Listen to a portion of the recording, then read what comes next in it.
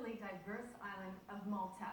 And will Donald Trump deter people from holidaying in the USA? We'll get the details for travel in the year ahead from American Express. But first, the InterContinental in Sydney is set to undergo a major renovation. A suite of changes have been proposed, but the most lavish will be a massive glazed ballroom. Well, here to spill all the secrets on the new space is Schweitzer. He's from Travel Daily. Christian, good to see you again. Thank you for coming in. So, this massive renovation, is it the Crystal Ballroom? Do I have that right? Because I feel like my 4-year-old has implanted that in my brain. No, you do indeed have it right. In fact, our sister publication, Business Events News, broke this news just last week. Essentially, there is a series of stages of a redevelopment, top-to-tail redevelopment of the InterContinental in Sydney, including the Grand Ballroom, which they're calling the Crystal Ballroom. It's 900 square metres, and it will have expansive views of Circular Quay and the harbour in the background. It certainly does have the right position for, quite a dramatic ballroom. Definitely. What are some of the other changes that are proposed? So part of the Crystal Ballroom, it will actually be quite innovative. It's pillarless, so that will mean that all the guests and patrons there will have unobstructed views of the harbour. But in addition to that, as part of a $200 million redevelopment, the facade of the building will be redeveloped. All the hotel rooms will be given the treatment as well as public area accesses too, like the lobby, the lounge, and a new rooftop bar as well. Could you imagine being on top of the InterContinental during New Year's Eve there with expansive 360-degree views of the harbour? It's just delightful. I can. Can you make it happen? I'll try.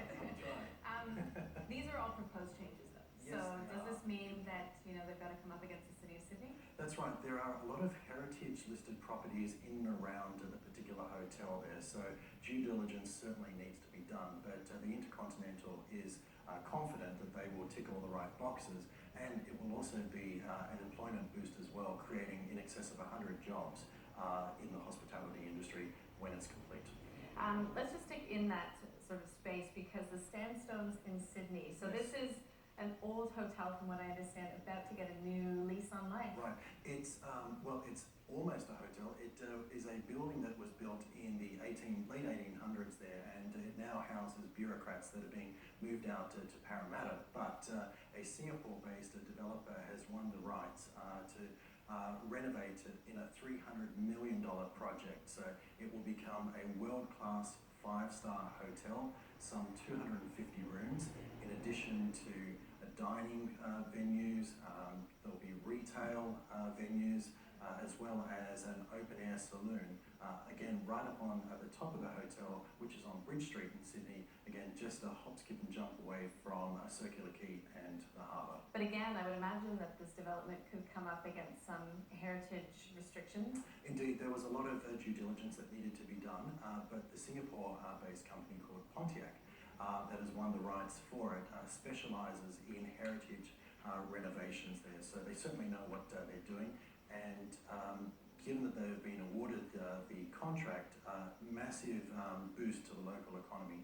So in excess of 200 construction jobs being created, over 100 hospitality jobs created, as well as, in terms of forward estimates, over a 20-year period, it will boost the economy by an additional $185 million. Okay, that's interesting. So this Pontiac, company that has won the rights to redevelop, what do we know about them? Are they operating in Australia already? They are operating. They have specialised in a number of hotels and heritage-listed sites within Singapore, and this is a major play in the Sydney market now for them too. So let's talk about the International Convention Centre in Right. Sydney. Boy, this has been a long time in coming. It has indeed. If we thought a $300 million project price tag was big, this is a $1.5 billion project, and it's soon to be completed. So there was a series of dress rehearsals from the International Convention Centre, and all things going well, it will open up on the 20th of December this year, and when it's open, 35,000 square metres of exhibition, convention and event space. There'll be a grand ballroom capable of housing in excess of 2,000 people at any one point in time. There'll be 70 meeting rooms. There will be an open area outside of the event to host pre-event people as well. So it's a massive development that the likes of Australia hasn't seen before there. So there's a lot of excitement around when it's actually going to launch. And I mean, in our previous discussions, you've been talking about the economic impact of redevelopments of hotels. Just explain to us how important and integral it is to have a functioning, a world-class international convention centre in Sydney. Well, Sydney has been without one for the best part of 3 years, so it's sadly lacking. It is critically important in order to win, world-class events and bring, the draw card of entertainers and conferences to Sydney. It's critical to have the infrastructure and a venue capable of housing many thousands of people. In fact, 3 events could be on at any one point in time, capable of 8,000 people being hosted at one point in time. Which then feed into those hotel rooms that are being redeveloped and built. Absolutely.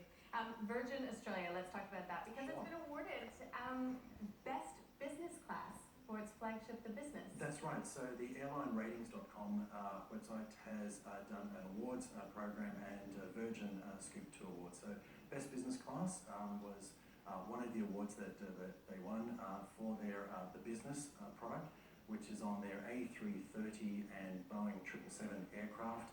Lie flat beds, innovative product, plenty of space for storage, great working capacity, and that was some of the criteria that led to them winning that particular award.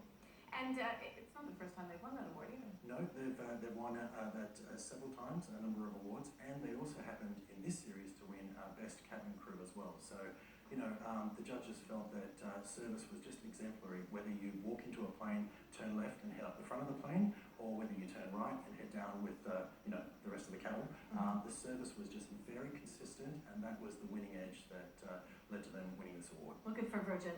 Also, Virgin is expanding, it's throwing the doors open, so to speak, Yes. to the lounges. So what are the constraints on that stuff? Well, this was previously reserved for the Platinum and Gold Velocity points members, but what they're now doing is opening up for domestic business class members that after you fly, you can gain access to the lounges. Now think of it, if you do the red-eye flight from, say, Perth to Melbourne, you fly during the night, you then arrive at your destination, Melbourne, Sydney, Brisbane, enter the lounge there, shower, grab a bite to eat, a nice barista-made coffee, and then you're on your way, whether it's to meetings in the city or onwards to home. So it really is, I guess, another way in which they are providing greater care and service for their business class customers. And how do you rate Virgin lounges? They are certainly in a process of development. Some are certainly better than others, but that's probably the case with many airlines, is that they are at various stages of redevelopment. But I wouldn't certainly put them up there as the best, but they certainly are very good indeed. Virtual reality is coming to travel. Qantas has released a new app. Tell us about it. It has. Well, this is very cool, and once again showing how Qantas is being innovative with content. So they've released a series of virtual reality movies, if you would, that are able to be downloaded onto your iPhone or through Google Play or viewed through Facebook's Oculus program. And the app itself, you open it up and then you can play I think they currently have about 13 different virtual reality programs that showcase. This is destinations? It's destinations, so it shows you what the destination is going to be about. So Kakadu National Park, you can do a hot air balloon flight over Alice Springs, Hamilton Island off the coast of Queensland, and Vivid in Sydney. And at the end of that, once you've watched it, you can then go through and book a flight with Qantas. Well, let's hope it doesn't eat into bookings. People feel like they've already been there. Yeah. Christian, it's always a pleasure having you in. Thank Thanks you so so much. Christian Schweitzer joining us from Travel Daily. We have to take a break, but when we return, how might travel to the USA change with Donald Trump moving into the White House? Does it feel like a less friendly destination to you? We'll bring you some analysis next.